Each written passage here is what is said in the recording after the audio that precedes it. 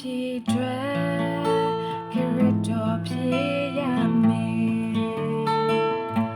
မြမပြည်သားတိုင်းခရစ်တော်သိရမယ်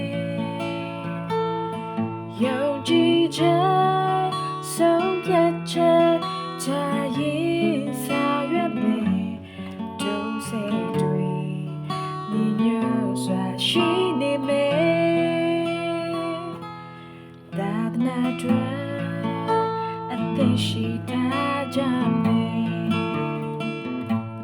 သာသနာခေတ်အတွက်တို့တွေစက္ကမယ်သခင်ဖျားပေးရတဲ့ဝတ္တရားကြည်ဖို့ခွေ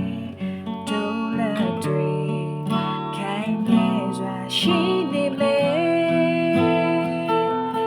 လူတွေမျောလေးဆောင်စားနေခြင်းခင်ရဲ့ချစ်ချင်း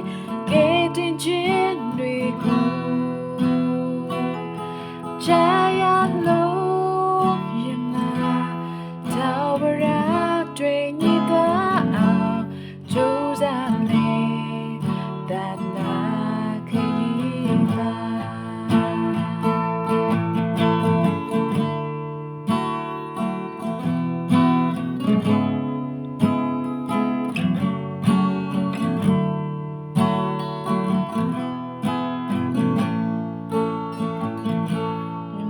ပြည်ထွက်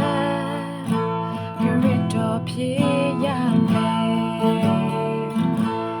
မြမပြည်သားတိုင်းခရစ်တော်သိရမယ်ယုံကြည်